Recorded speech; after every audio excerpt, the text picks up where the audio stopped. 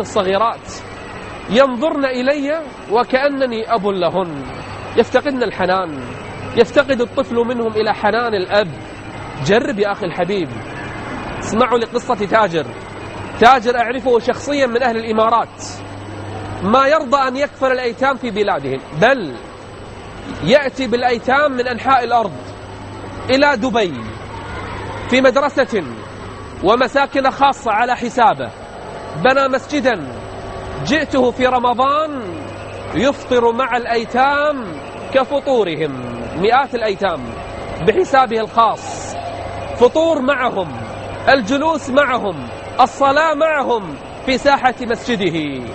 جعل لهم مدرسة خاصة تكفل بهم بحسابه، أكل، شرب، مسكن، رعاية، تربية، اهتمام، دراسة، كلها على حسابه، مئات الأيتام.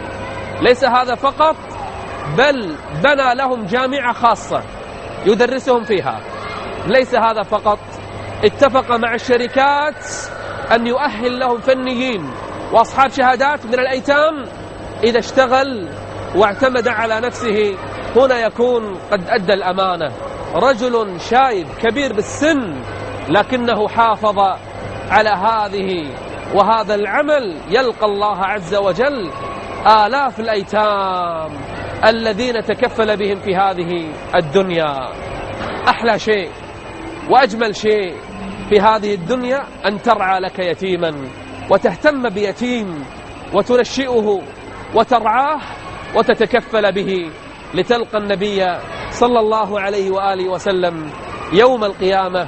لتتخيل يا عبد الله يوم القيامة الأيتام كلهم عند الله يوم القيامة يشفعون لك عند الله. جرب وفكر وقرر أن ترعى يتيما في هذه الدنيا لتلقى الله عز وجل بأعظم الأعمال.